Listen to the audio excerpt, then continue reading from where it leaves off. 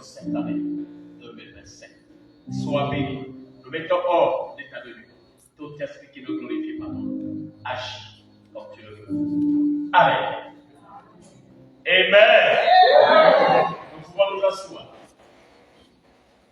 Que le Seigneur te bénisse. Sois le bienvenu dans la maison de ton Père. Ce premier dimanche, c'est une grâce pour toi d'être là. Les gens devraient y être, mais ils ne sont pas là. Parce qu'ils n'ont pas compris qu'ils ont besoin d'être avec leur Dieu. Lorsqu'un enfant naît, il reste couché pendant un moment. Et un temps après, vous voyez l'enfant commencer par bouger. Sans qu'on lui dise, assieds-toi, il se lève pour s'asseoir. À un moment donné, quand il voit les autres se déplacer, lui aussi, il veut aller là où ils vont. Il se met à rentrer. Et quand il les voit debout, il dit non, mais je n'ai pas la même posture que les autres. Il cherche à se lever. Il tombe, mais il se relève. Il tombe, il se relève. Et au fur et à mesure que le temps passe, ses pieds s'affermissent. Il se met debout. Il commence par marcher. Alléluia. C'est un tournant décisif dans la vie de tout enfant de Dieu. Tu as commencé d'une certaine manière l'année dernière. Tu as progressé d'une manière aussi. Mais cette année, Dieu veut que tu ailles encore de l'avant pour sa gloire et pour ton bonheur. Que Dieu te bénisse. Sans tarder, nous prenons nos Bibles. Nous sommes ce matin dans Marc chapitre 11, versets 20 à 26. Avec votre permission, nous allons faire la lecture de cette écriture. Amen. Je lis la parole de Dieu pour nous tous. Je disais Marc 11, versets 20 à 26. Honorons tous la parole, la lecture. Le matin, en passant, les disciples virent le figuier séché jusqu'aux racines.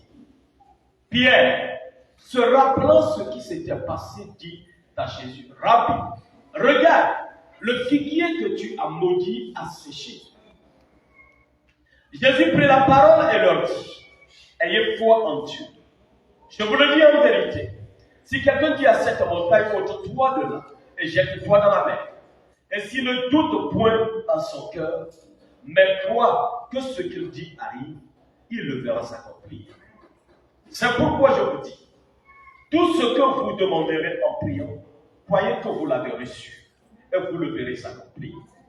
Et lorsque vous êtes debout faisant votre prière, et si vous avez quelque chose contre quelqu'un, pardonnez, afin que votre Père, qui est dans les cieux, vous pardonne aussi vos offenses. Mais si vous ne pardonnez pas, votre Père qui est dans les cieux ne vous pardonnera pas non plus vos offenses. Amen. Amen. Que Dieu vous bénisse. Amen. Ce matin, par la grâce de Dieu, nous allons nous entretenir sur un thème qui me semble important. Le texte que nous venons de lire est un texte qui nous trace un événement très important dans la vie des disciples aux côtés de Jésus. Mais bien avant de nous lire le texte, je voudrais vous faire remarquer quelque chose. Dans la vie de tous les jours, dans nos maisons, dans nos services, au marché, et surtout à l'église, nous rencontrons des hommes et des femmes qui travaillent, qui se battent et se débattent tous les jours. Mais lorsque nous les regardons de près, leur vie n'a rien d'enviable. Leur vie est un labyrinthe, est une confusion. Leur vie laisse à désirer. Et lorsque on s'approche de ses bien-aimés, de ses frères, de ses sœurs, pour ceux qui le désirent bien, un travail de relation bien nous permet de nous rendre compte que presque tous ces hommes, toutes ces femmes ont un point commun. Alléluia. Ils ne croient pas en leur capacité de devenir meilleurs.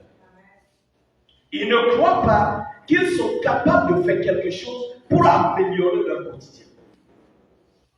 Ils doutent même d'eux-mêmes. Est-ce qu'on est ensemble? Ils doutent d'eux-mêmes. Ils ont le potentiel pour réaliser quelque chose. Mais ils ne croient pas qu'ils pourront arriver à faire quelque chose de positif. Amen. Le texte que nous venons de lire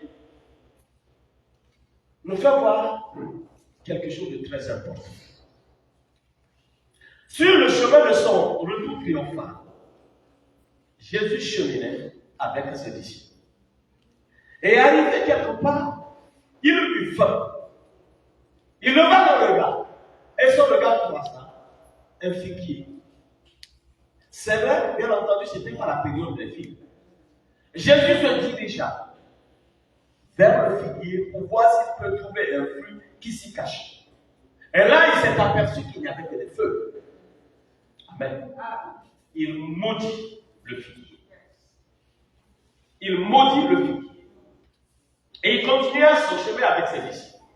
Le lendemain, les disciples s'aperçurent que le figuier que Jésus a maudit a séché. Pierre, comme c'était son habitude, prit la parole et dit: Seigneur, voici le figuier que tu as maudit a séché. Du verset 23 au verset 24, Jésus dit quelque chose. Alléluia.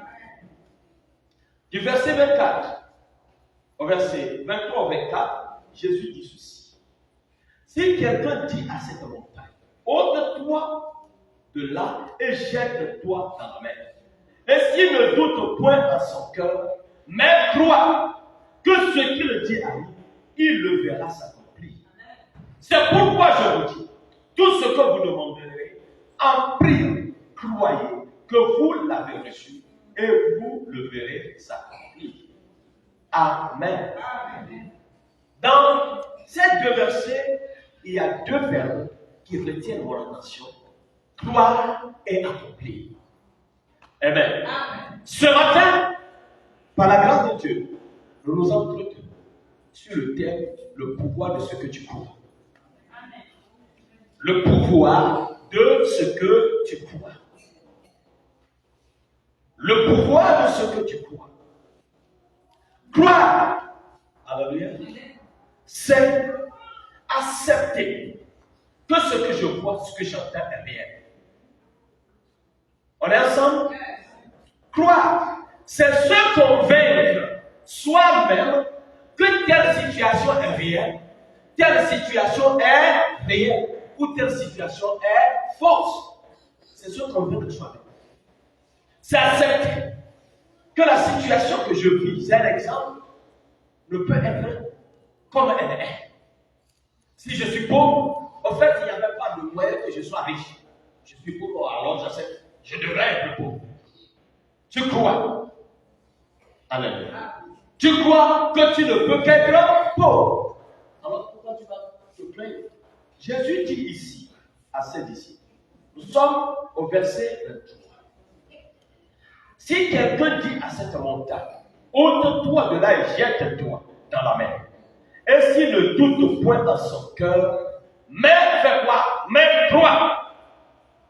S'il ne doute point dans son cœur, mais crois, c'est-à-dire se convainc que ce que je dis devient réalité, tu verras la montagne se déplacer. Amen. Mais crois. Il se convainc. Il se dit en son fort intérieur, les paroles que j'ai prononcées au vie. Pour que ce que tu dis devienne réalité, c'est-à-dire s'accomplisse, il faut que tu accompagnes ce que tu dis de la foi.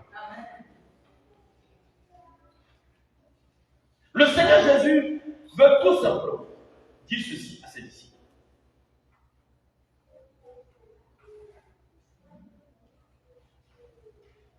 Tu es ce que tu crois.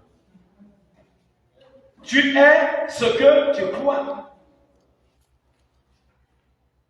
Jésus leur disait tout simplement, leur vie est à coup sûr le produit de leur foi. Ta vie est le produit de ta foi. En d'autres termes, vous êtes le résultat de ce que vous croyez. Vous êtes le résultat de ce que vous croyez. Et c'est pour cette raison que le Seigneur Jésus, dans les versets 23 et 24, j'insiste beaucoup là-dessus, il mit un accent particulier sur la cause de tout accomplissement. Il mit un accent particulier sur la cause de toute réussite, de tout accomplissement, de toute élévation. Il dit, l'élévation naît de la croyance. Amen. L'accomplissement, la grandeur naît de ce qu'on croit. Que crois-tu? Que crois-tu? Crois-tu que toi, tu ne seras qu'à la traite, tu seras à la traite parce que tu t'es convaincu que tu ne peux qu'être à la traite. C'est-à-dire quand on parle des autres, si on finit, si on veut te regarder, on te regarde. Si on ne veut pas te regarder, on te laisse. On ne te verra pas. Parce que toi-même, tu as dit que je suis invisible. Alléluia. Toi-même, tu as dit que tu es invisible. Bien-aimé dans la foi, je disais que notre terme, c'est le pouvoir de ce que tu crois. Bien-aimé dans le Seigneur, les règles du jeu n'ont pas changé et ne sont pas prêtes à changer maintenant. Sachons-le très bien. Il n'y a jamais eu de grande réussite, de réussite extraordinaire, sans une foi des héros. Il n'y a jamais eu de réussite extraordinaire sans la foi des héros. La foi des gens qui croient que même si c'est très difficile, eux ils sortiront la tête de l'eau. Tu ne peux pas avoir de grands accomplissements si ta foi ne dépasse pas la foi de tout le monde. Il faut que ta foi dépasse la foi du commun pour que tu deviennes grand. Amen. Pour que tu deviennes grand, il faut que ta foi soit grande. Non, il faut que ta foi soit très grande. La Bible ne nous enseigne pas. La Bible ne nous enseigne pas que ceux qui ont été grands à leur temps, au temps de la Bible, au temps des anciens de la Bible, c'est ceux qui ont cru qu'ils avaient une grande. Nous parlons, ou du moins la Bible nous parle de Jésus, de Caleb, de Josué, de David, de Gédéon, et bien d'autres encore, qui ont connu le succès, là où des rois et des chefs ont échoué. Ils ont connu le succès, la gloire, la félicité, l'abondance, là où les rois ont échoué. Là où des peuples ont vécu l'échec, la domination, l'ignominie, eux, ils ont réussi. Quel était leur secret? Alléluia. Quel était leur secret? Qu'est-ce qui faisait la différence? J'espère que tu réfléchis à ce qui a fait la différence. Leur secret, c'était leur croyance, c'était leur foi. Vous imaginez le roi Saül et son armée surentraînée devant un seul combattant pendant 40 jours. Ils n'ont pas pu bouger. Alléluia. 40 jours et 40 nuits. Le roi Saül et son armée, l'armée d'Israël était devant Goliath. Quand Goliath sortait, tous ils tremblaient. Il rentrait dans leur coquille. Qui pouvait poser pour s'opposer et défier Goliath? Ceux qui n'ont pas pu faire en 40 jours, 40 jours. David l'a fait en quelques fractions de temps. David l'a fait en quelques fractions de temps. David est arrivé sur le champ de combat. Il n'était pas allé pour combattre. Bien aimé, il faut découvrir le potentiel que Dieu a déposé en toi. David n'était pas allé combattre c'était l'heure d'aller au combat, on dit David, ta place, c'est derrière le mouton. Va là-bas. Mais je voudrais dire à quelqu'un ce matin, si tu as la foi d'un héros, les hommes peuvent tenter de te laisser à l'arrière-plan. Le Seigneur, si tu crois en ce que Dieu a mis en toi, le Seigneur fera que, à ton heure, tu sois vu de tous. Amen. Le Seigneur permettra que tu sois vu de tous. Les gens peuvent tout faire pour t'étouffer. Tu ne seras pas étouffé à jamais. Tu ne seras pas étouffé à jamais.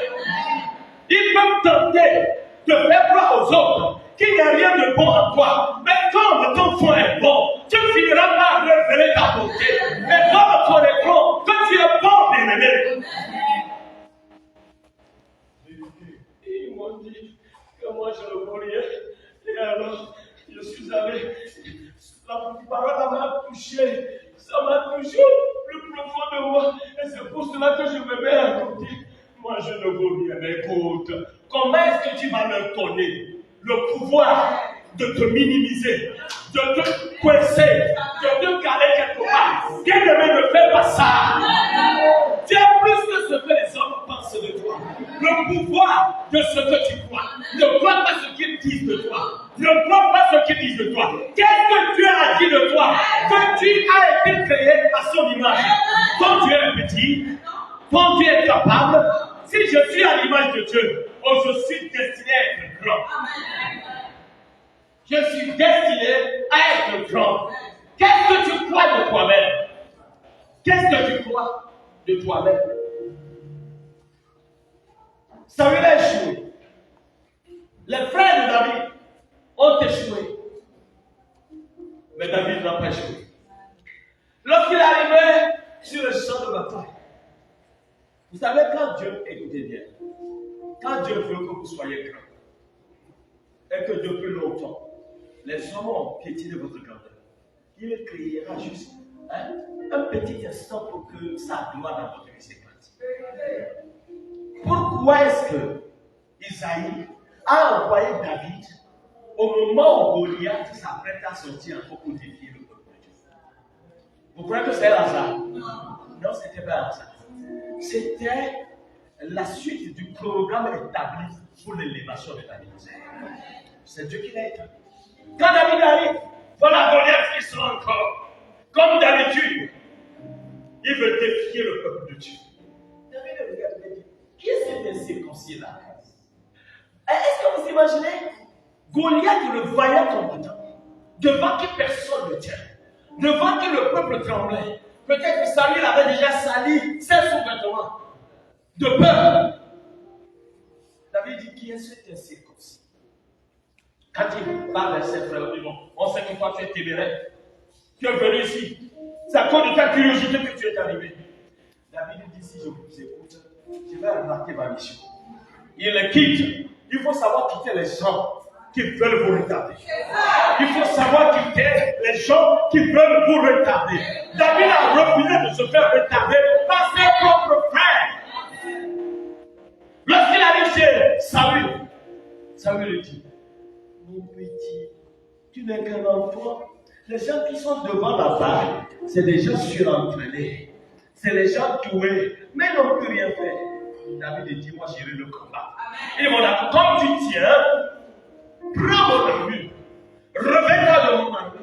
Quand il s'est revêtu de l'armure de Samuel, il ne pouvait plus marcher.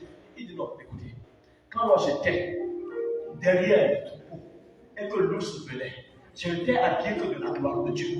C'est la gloire de Dieu, c'est la force de Dieu qui me permettait de les combattre, de les détruire. Samuel, je ne parle pas ton armure. Il faut savoir se dévêtir des manteaux qui ne sont pas les vôtres. Ne porte pas le manteau de quelqu'un. Reste tel que Dieu a voulu que tu sois. Apprends à te revêtir du manteau que Dieu t'a donné, pas de quelqu'un d'autre. Les gens priaient ainsi. Les gens font ceci. Tu vas faire. Est-ce que Dieu t'a conduit comme ça? Et tu risques de rester coincé. Alléluia. Tu risques de rester coincé. Il faut faire ce que Dieu veut que tu fasses.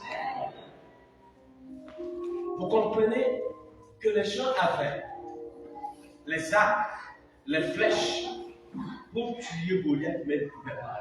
Mais il a suffi d'une seule pierre polie pour que Goliath tombe. Il faut avoir la foi.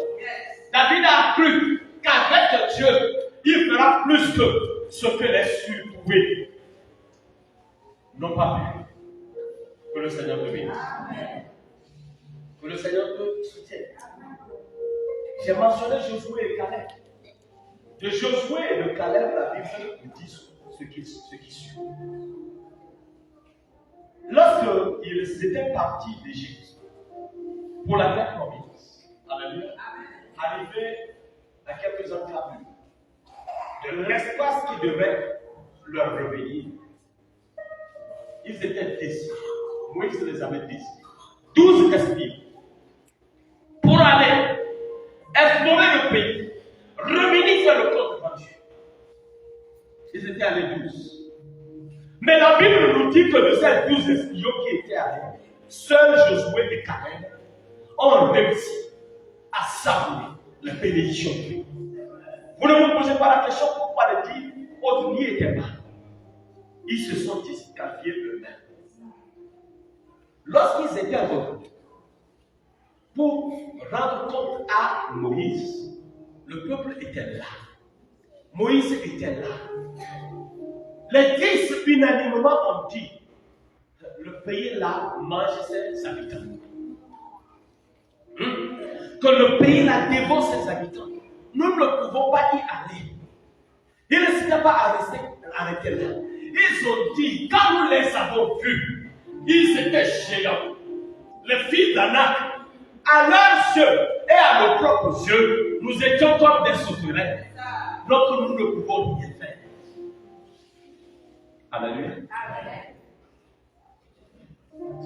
Je vais dire à quelqu'un ce matin, si tu crois que tu es petit, tu resteras petit. Si tu crois que tu es insignifiant, tu resteras insignifiant. Si tu crois que tu es inintelligent, tu resteras inintelligent. Si tu crois que tu es incapable, tu resteras incapable. Tu es le produit de ce que tu crois. Tu es le fruit de ce que tu crois. Tu es l'expression de ta foi. Tu ne peux pas avoir la foi d'une fourmi et toi devenir comme un éléphant. Ce n'est pas possible. Tu resteras fourmi, inaperçu, invisible. Mais si tu as la foi des grands, tu deviendras grand. Tu deviendras grand. Lorsque nous lisons Nombre chapitre 14, verset 36 à 38, nous découvrons les raisons pour lesquelles les 10 autres n'ont pas pu aller. Les hommes que Moïse avait envoyés pour explorer le pays et qui, à leur retour, avaient fait murmurer contre lui toute l'assemblée en décriant le pays. Ces hommes qui avaient décrié le pays moururent frappés d'une plaie devant l'Éternel. Ils ont dit que les fils d'Anak dévoraient les femmes, mais ils ont été rongés eux aussi. Frappés d'une plaie devant l'Éternel. Josué, fils de Nun, et Caleb, fils de Jephné, restaient seuls vivants parmi ces hommes qui étaient allés pour explorer le pays. Chers frères dans la foi, si nous voulons prospérer à tous égards, nous devons éliminer de nos âmes le doute, les croyances limitantes, pour y inscrire des croyances libératrices. Il y a des croyances qui limitent. Il y a des croyances qui croient que, non, qui nous font croire que, qui nous font penser que les autres peuvent aller, mais pas nous. Les autres peuvent réussir, mais pas nous. Ne te limite pas. Élimine de ton cœur, de tes pensées, de ton âme, le doute. Regardez-moi, regardez-moi, regardez-moi, regardez-moi. Les membres de la sécurité. Votre place est devant. Amen.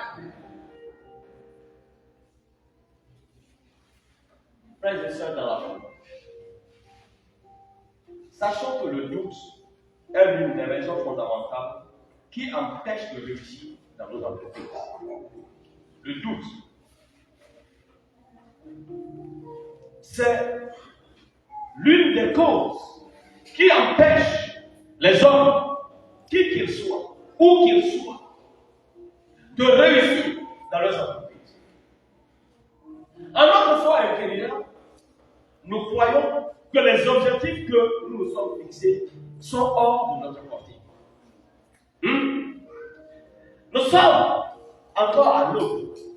Nous sommes au tout début de l'année 2027. Et du 31 jusqu'à ce jour, nous recevons des vœux, n'est-ce pas? Nous nous sommes fixés des objectifs. Il y a des gens qui ont dit avant que cette année finisse, nous allons construire une maison. Je dis à quelqu'un ce matin que tu peux construire la maison. Oui. Je dis à cette personne qu'elle peut construire la maison qu'elle veut construire. Si elle croit qu'elle peut construire la maison. Mais si tu dis, je veux construire la maison, mais elle coûte 3 millions, je ne l'ai même pas encore constaté, comment est-ce que je peux? Tu n'y arriveras pas. Si même la maison doit coûter 10 millions et tu dis je vais la construire, tu vas la construire. Parce que ta foi provoque dans le surnaturel les moyens et les met à ta disposition. Oui. Le doute, c'est un très mauvais compagnon. Ne permets pas que le doute soit ton compagnon. Ne dis pas que les objectifs que tu t'es fixés sont hors de ta portée. Il y a un homme éveillé qui a dit quelque chose. Je vais vous le citer. Il s'agit de Michael Yates. Dans son livre, Vivre en fait ma meilleure année. Que quelqu'un dise, je vais en fait vivre ma meilleure année. Je vais enfin vivre ma meilleure année. Vous le dites même pas avec conviction. Comme le pasteur a dit de répéter, alléluia. Présent. Moi, Jonas, j'ai foi que je vais vivre enfin ma meilleure année. Est-ce que tu peux répéter en commençant ton nom, en te nommant?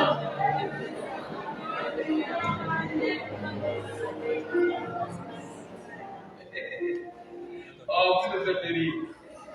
Parce qu'il y en a encore qui doutent. Que le Seigneur te bénisse. Dans son livre, Vivre enfin ma meilleure année, Michael Yates déclare ce qui suit. Le doute est une toxine redoutable qui mine nos efforts pour atteindre nos objectifs. Une toxine, c'est une substance nuisible, toxique, qu'un organisme produit en son cerveau. Est-ce que vous comprenez? Le doute, ce n'est pas quelqu'un qui produit le doute en vous. C'est vous-même qui produisez ce qui vous détruit. C'est vous-même qui produisez ce qui vous ralentit. C'est vous-même qui produisez ce qui vous empêche d'aller de l'avant. Le doute. Oui, Michael le dit. C'est une toxine redoutable qui nous empêche d'aller vers nos objectifs. Tu as beaucoup lutté l'année qui s'est écoulée. Je ne te pose pas la question. Je dis que tu as beaucoup douté. Il y a certains qui n'ont pas atteint les objectifs parce qu'ils ont douté. Ne doute plus. Ne doute plus. Moi, je sais qu'en toi, il y a le potentiel de succès, le potentiel d'élévation, le potentiel de grandeur, le potentiel de domination, le potentiel de supériorité. Mais tu te dis, je ne peux pas, je ne peux pas. Il y a certains qui continuent de subir des maladies tout simplement parce qu'il faut qu'ils soient encore malades. Oui. Vous voyez, quand vous allez à l'hôpital, il y a ce qu'on appelle l'effet placebo. Les docteurs vous voient souffrir de quelque chose de très grave. Ils vont prendre peut-être un comprimé qui n'est fait que de sucre et de la farine. De sucre et de la farine. Et on vous dit, nous allons tester un médicament puissant sur vous. Et quand vous avez entendu le mot puissant, vous y avez jeté tout votre dévolu. Comme ce médicament est puissant, il va me guérir. Tu prends du sucre et de la farine, tu es guéri. Est-ce que tu comprends? C'est ce qu'on appelle l'effet placebo. On vous donne quelque chose qui n'a rien à voir avec la maladie dont vous souffrez. Mais vous êtes guéri. Qu'est-ce qui a fait ça? Vous avez pris. la croyance. Le pouvoir de la croyance. Bien-aimé, crois en cette année que ce que tu n'as jamais réalisé, tu vas le réaliser et tu le verras s'accomplir. Crois cela, bien-aimé. Crois cela. Est-ce que tu es avec moi? Crois cela, bien-aimé. Tu n'es plus malade. Tu n'es plus malade. Tu n'es plus malade. Tu n'es plus malade. Le Seigneur Jésus te guérit. Si tu as foi, il te fait selon que tu as cru. Que le Seigneur te bénisse. Bien-aimé, ne permettons pas que le doute annule le potentiel que Dieu a placé en nous. Et comme je le disais, aux côtés du doute, il y a ce que nous appelons les croyances ou les pensées limitantes. Non, moi je ne peux pas. Non, moi je ne peux pas. C'est pour les autres. Non, ce n'est pas pour les autres, c'est pour toi. C'est pour toi. Je vous l'avais déjà dit. Le lieu où nous nous trouvons là, le lieu où nous nous trouvons, à un moment donné, on m'a dit que tu ne peux pas habiter là. Heureusement, il y a quelqu'un qui est là ce matin qui peut certifier ce que je suis en train de dire. On a dit non, le terrain là, on peut te le vendre. Je suis retourné, j'ai dit à ma femme, le terrain là, s'il nous appartient, on viendra nous le livrer à la maison. Et c'est ce qui tu fais. Mais pourquoi tu ne crois pas? Pourquoi est-ce que tu ne crois pas? Est-ce que tu crois comme moi? Est-ce que tu as la foi? Tu réaliseras de grandes choses. Tu réaliseras de grandes choses cette année. Amen. Vous savez quoi? La foi n'est pas moribonde. La foi n'est pas paresseuse. La foi n'est pas oisive. La foi est active. Quand tu crois, tu te mets à l'œuvre. Quand tu crois, tu agis. Quand tu crois, tu te lèves. Quand tu crois, tu travailles. La foi sans les œuvres est une foi morte. C'est ce que Jacques nous dit. Il y a des chrétiens qui ont dit depuis des années, ils ont cru. Leur foi est morte. Parce qu'ils ne se sont jamais levés. Alléluia. Que le Seigneur te bénisse. Je prie que ce ne soit pas ton cas. Si nous reconsidérons les 12 espions que Moïse a envoyés pour explorer Canaan, qu'est-ce qui a empêché 10 sur 12 d'entrer dans la promesse qui était pourtant faite pour tout le monde? C'était pour tout le peuple. Dieu n'a pas choisi. Il dit non, Caleb et Josué, vous serez les deux seulement qui vont entrer. Non. La promesse était faite à tout le peuple d'Israël. Comme je le disais, les 10 n'ont pas pu entrer parce qu'ils s'étaient disqualifiés. Ils n'ont pas non plus cru en leur promesse qui leur était faite par Jéhovah Jireh. Jireh, c'est le Dieu pourvoyeur. Nombre 13, verset 31 à 33, dit ceci. Mais les hommes qui y étaient allés avec lui disent, nous ne pouvons pas monter contre ce peuple, car il est plus fort que nous. Alléluia. Il est plus fort que nous. Alors pendant que je suis en train de me dire, une scène m'est revenue en pensée. J'étais encore petit, très petit. Et notre grand-père avait planté des manguiers. Je crois l'avoir déjà dit une fois ici. Et à la période des mangues, nous étions sortis de l'école, un après-midi, pour aller cueillir des mangues. Et lorsque j'étais arrivé sur le lieu, j'ai rencontré un frère du village qui me terrorisait. Il me fouettait. Et le jour-là, quand j'étais arrivé, il a dit, si Jonas se bouge encore, je vais le frapper. Mais j'ai dit non, aujourd'hui tu ne vas plus me frapper. Ici, c'est sur le territoire de mon grand-père. Je vais te montrer que moi aussi je peux quelque chose. Mais est-ce que la force a changé? J'étais toujours ce petit Kofi là. Et lui, il était toujours grand. Et comme d'habitude, il a dit, je vais te montrer. Comme tu as la bouche là, aujourd'hui, c'est ton coup. J'ai dit, aujourd'hui, c'est ton coup. Et comme on disait là, Rapidement, il a avancé sa main pour me chiffrer. J'ai dit aujourd'hui, ta main là pour me toucher. On a commencé. Alors le jour là, depuis ce jour, il ne s'était plus jamais arrêté pour dire je vais me battre contre Jonas. Il a été bien bloqué. Pourtant, il était plus grand que moi. Qu'est-ce qui a changé? C'est ma mentalité.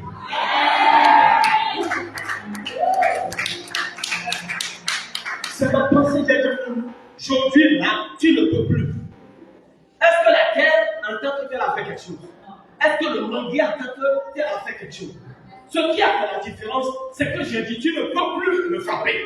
Je vais te frapper. Bien aimé, faut-il, à quelles circonstances? C'en est assez. J'ai rien fini avec vous. C'en est assez.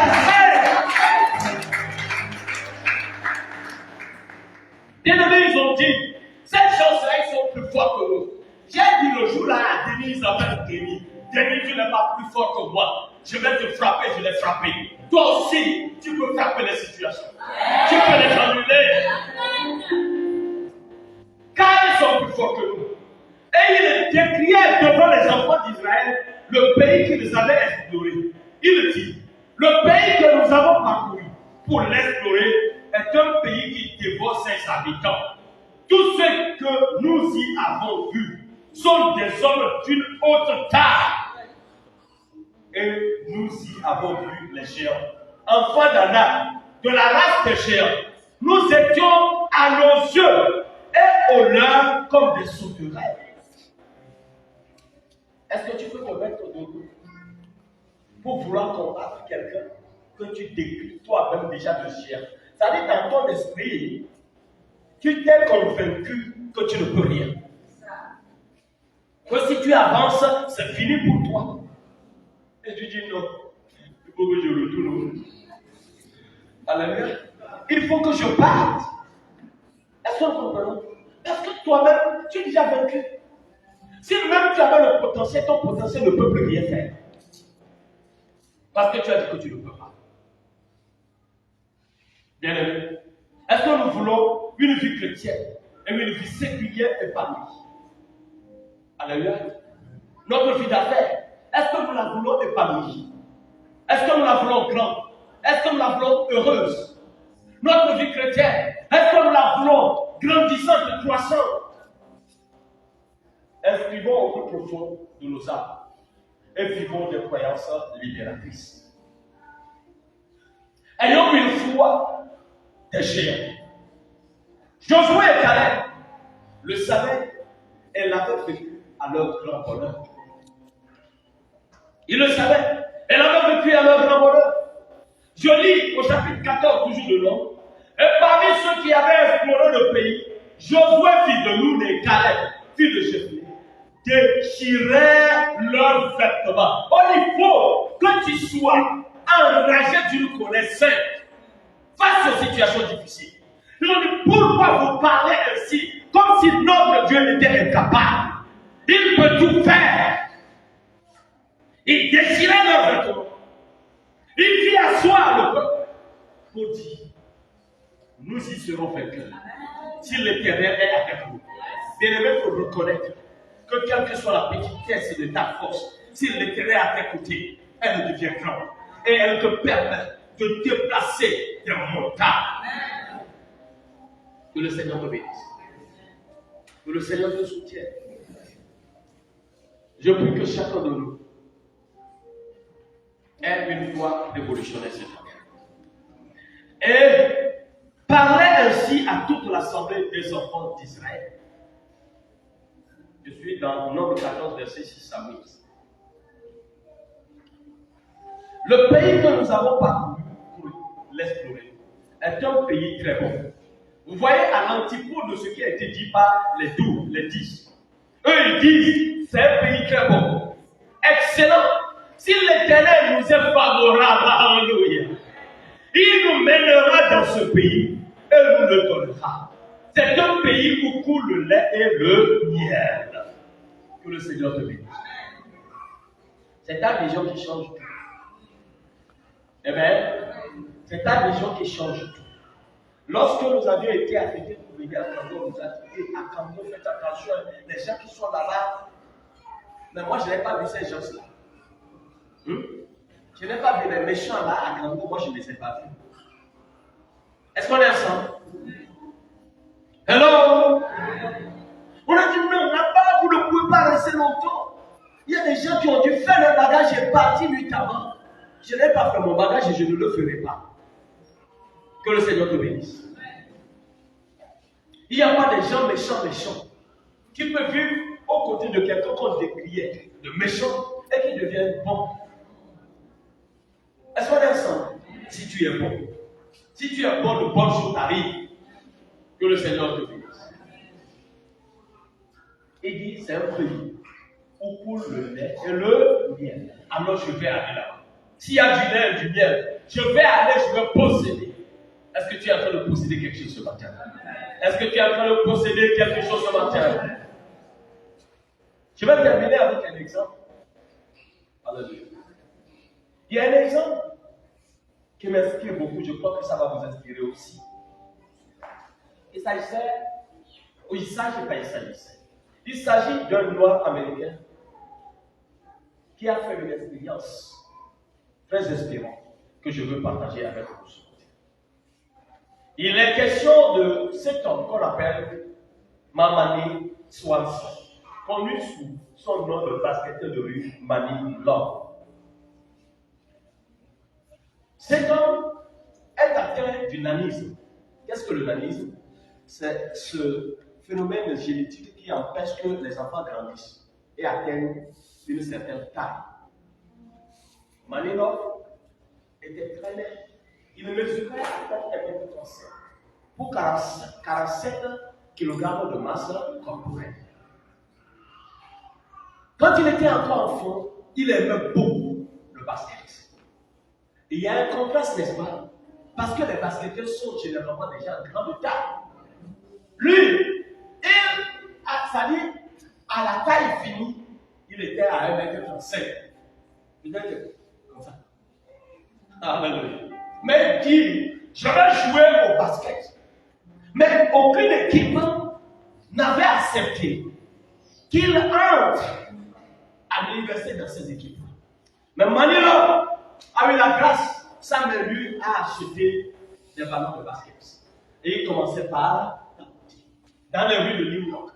Et au fur et à mesure qu'il s'exerçait, dans les rues de New York, les gens commençaient par s'attrouper autour de lui. Mais c'est un fait dribbleur. Il peut faire ci, il peut aller là, il peut. Oh, quel est cet enfant-là? Il est petit de taille. Mais les qualités, son mental était fort. Il était fort. En 2017, la troupe de basket la plus célèbre en Amérique l'a recrutée. Alléluia. L'a recruté. Et il est devenu le chouchou de cette troupe au nom de Harlem Global Church. Et en 2018, il a fait le tour du monde avec des présentations. Il est connu comme le meilleur des dribbleurs en basket. J'ai vu ces images, c'est pas qu'on a dit. Si Manny Love est arrivé, tout le monde peut arriver à quelque chose de grand. Je ne sais pas s'il était chrétien, mais il a cru qu'avec Dieu, tout est possible. Les hommes m'ont rejeté, mais le talent que Dieu m'a donné est à moi. Les hommes n'ont pas cru en moi, mais le talent que Dieu m'a donné est à moi. Alors je m'en sers pour que les hommes qui n'ont pas cru en moi hier croient en moi aujourd'hui. Bien-aimé, tu peux réussir. Tu es le produit de ce que tu as cru. Tu es le produit de ta foi. Tu es l'expression de ta foi. Et je prie ce matin, bien-aimé, que tu cesses de te limiter. Cet homme est devenu, malgré sa petite taille et sa masse corporelle qui n'excédait pas 47 kg, un professionnel dans le basket de rue. Alléluia. Hello. Est-ce que tu crois encore que tu ne peux pas? Est-ce que tu crois encore que tu ne peux pas? Il y en a parmi nous ici ce matin qui croient que leur bonheur dépend de l'autre. Non. Je m'en vais te dire, l'herbe ne peut pas faire éclore ce que tu es si tu ne crois pas en ce que tu es. On est ensemble? On peut te donner 20 millions. Tu ne feras pas quelque chose d'une valeur de 2 millions avec. Parce que tu n'as jamais cru en toi-même. Mais quelqu'un peut recevoir 100 francs et devenir milliardaire après. Parce qu'il croit qu'il peut faire quelque chose. Hello? Que le Seigneur te bénisse. Bien-aimé, crois et proclame. Fais et tu vis ta foi. Crois et proclame. Fais et vis ta foi. Tu es et tu seras le fruit de tes croyances. En quoi crois-tu? 2 Corinthiens chapitre 4, verset 13 nous dit ceci. Et quand nous avons le même esprit de foi qui est exprimé dans cette parole de l'Écriture, j'ai cru, c'est pourquoi j'ai parlé. J'ai cru, c'est pourquoi j'ai parlé. Nous aussi, nous avons cru, c'est pour cela que nous parlons. Est-ce que tu peux parler? Est-ce que tu peux parler sur ta vie? Est-ce que tu peux parler sur les situations dans ta vie? Est-ce que tu peux parler sur les situations de ta famille? Si tu crois, tu parles et ta parole aura des effets. Je veux cependant te dire, ne crois plus que ton bonheur dépend des autres. Crois plutôt en tes capacités, en ce potentiel que Dieu a mis en toi. Ce que les autres feront ne sera qu'une aide. Et n'attends jamais, bien-aimé, que l'aide soit le moteur. Non, l'aide n'est jamais le moteur.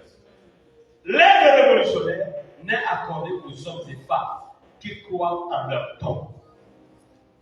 Une aide devient aide révolutionnaire dans ta vie si tu crois en tes capacités. Alléluia. Une aide qui révolutionne ta vie ne la révolutionne pas parce qu'elle est aide. Parce que d'abord tu as cru en qui tu es. Alléluia. Alléluia. Ça me fait pitié souvent d'entendre les gens dire, dans ma famille là, il y a beaucoup de gens qui ont des moyens mais ils ne m'aident pas. C'est pourquoi je suis comme je suis. Pourquoi? Alléluia. Tu es sûr que c'est ça? Tu as le problème toi-même. Tu es toi-même ton problème. Il y a des gens dans la famille qui veulent pas t'aider. Le problème est où? Aide-toi toi-même. Au moins toi, tu peux t'aider, bien-aimé. Tu peux t'aider.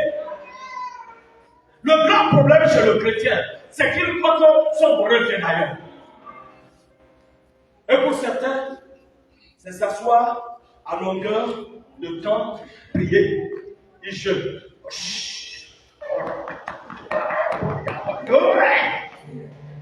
Je m'avais te dire ce matin, tu ne peux pas moissonner seulement en restant dans ta chambre en priant. En ta bouche, débouche, sève, et ça va produire. Va au carrefour, cherche une table, commence par vendre les attentats. Ça va produire. Oui, bien-aimé, ne t'assieds pas. C'est des paresseux qui disent qu'il n'y a pas de travail. Il y a du travail pour tout le monde. Parce que Dieu t'a donné une intelligence. Dieu t'a donné une main.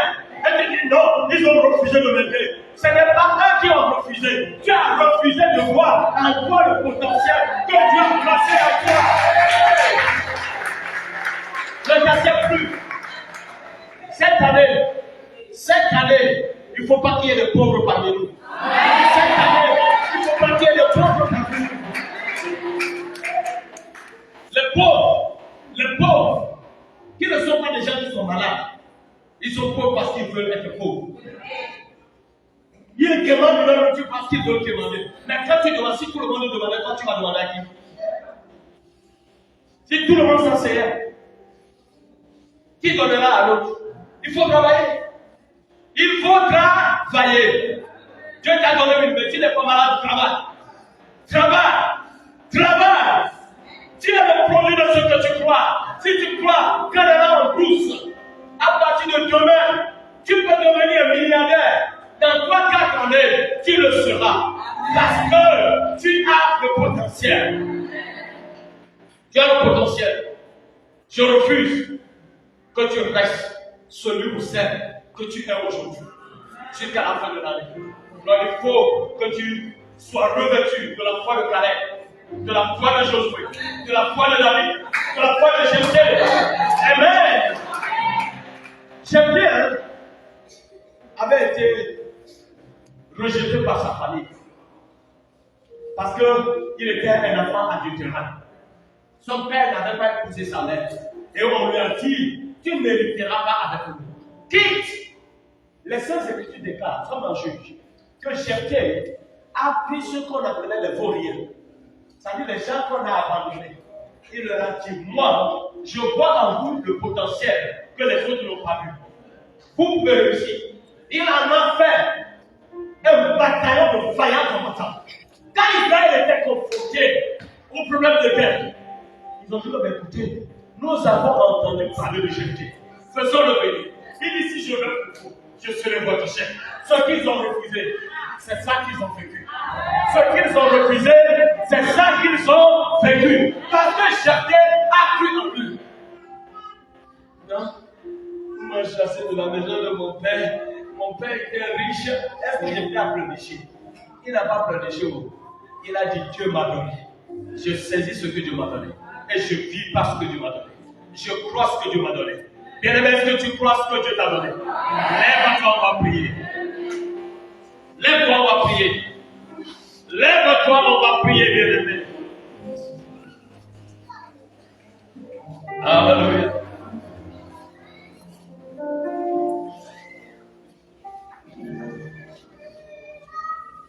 Moi, je reconnais que je peux tout par celui qui me fortifie. Tu vas dire, Seigneur, ce matin, je reconnais que je peux tout par ta grâce. Alors donne-moi de toujours mettre ma foi en toi. En cette capacité que tu m'as donnée, afin de briser les barrières. Est-ce que tu peux commencer par prier le Seigneur?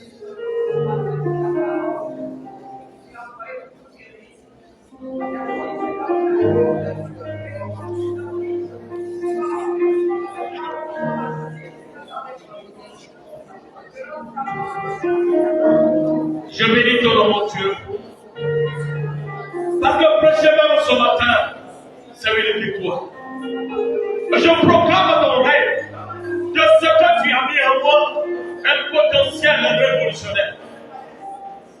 Tu m'as donné l'intérêt, Seigneur, de croire en ce potentiel. Je veux cette année vivre des choses extraordinaires. Je veux cette année que ce peuple vive des choses extraordinaires. Je crois en ces potentiels. Je crois en ces potentiels à chacun de nous. Que la gloire soit. Je bénis ton nom. Je te loue, Père, parce que quelque chose se produit dans une vie maintenant. Quelque chose se produit dans un cœur maintenant. L'intéressant, une révolution a pris racine dans son cœur. Je bénis ton nom. Parce que Père, tu es en train de révolutionner une vie. Je bénis ton nom. Parce que Père, tu es en train de doter d'une capacité extraordinaire. Que la gloire te soit louée. Je bénis ton nom. Je te loue, mon Dieu. Je t'exalte. Je te magnifie. Parce que Père, tu agis. Au nom de Jésus. Amen. Tu vas renverser dans ta vie toutes les paroles limitantes, toutes les croyances limitantes. Tu t'es maudit toi-même en disant je ne peux pas. C'est trop tard pour moi. Tu vas dire Seigneur ce matin, j'annule ces choses. Peu importe ce que tu as cru hier, peu importe ce que les gens croient de toi. Tu vas dire Seigneur, je ne suis plus celui que j'étais hier, celle que j'étais hier. Tu m'as transformé, tu m'as transformé, tu m'as transformé. Est-ce que tu peux prier? Je proclame au nom de Jésus de Nazareth que ces paroles limitantes qui vont limiter les guérisons des enfants, qui ont mis une barrière, qui ont mis un plafond dans la vie de tes enfants. Je les annule les unes après les autres. Je dégage ces barrières, je dégage ces barrières, je dégage ces barrières. Je les ôte au nom de Jésus de Nazareth. Ça va prendre le prêtre. Que la gloire te soit.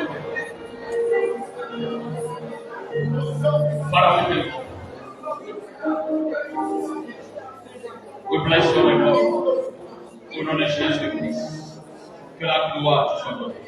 Merci Seigneur. Amen. Tu vas prier. Tu vas bannir le doute dans ta vie. Il y a certains qui ne décollent jamais à cause du doute, qui ont pris possession de leur vie. Tu vas dire, Seigneur, à la place du doute, la foi. À la place du doute, la foi des héros, la foi des géants. Seigneur, remplis-moi de foi, et que le doute s'en aille. Face à toute situation, quelle qu'elle soit, Seigneur, que ma foi croisse. Est-ce que tu peux prier? Que le doute s'en aille. Que le doute s'en aille. Que le doute s'en aille.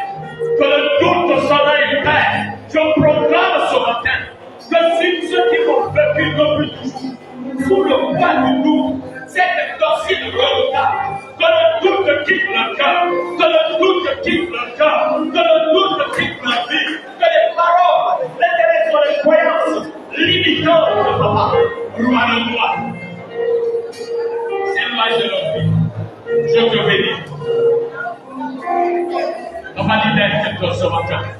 Libère quelqu'un ce matin. Libère quelqu'un ce matin. Libère quelqu'un ce matin. Libère quelqu'un ce matin. Au nom de Jésus-Christ, Père. Appelle quelqu'un. Remplis les cœurs de foi. Remplis les cœurs de foi. Remplis les vies de foi. Remplis le cœur de foi. Remplis le vie de foi. Remplis le vie de foi. Remplis le vie de foi. Remplis le vie de foi. Remplis les cœurs de foi, Seigneur. Que la gloire soit donnée. We thank God, bless you, Lord. You worthy to be praised. Au nom de Jésus. Amen.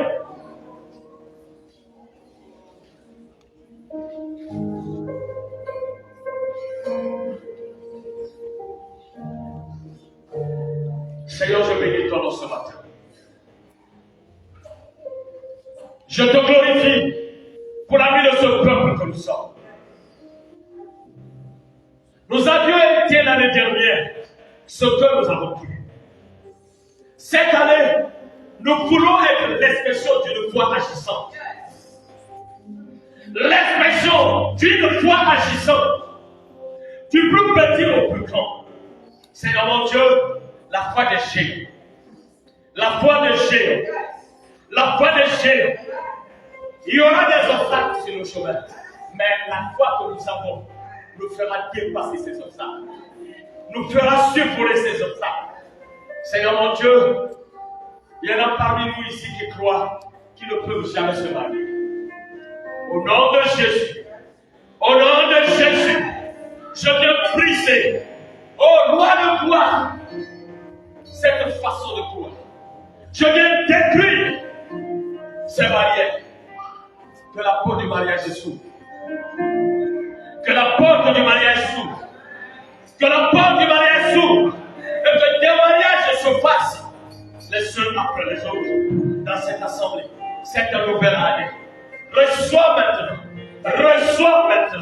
l'onction du mariage.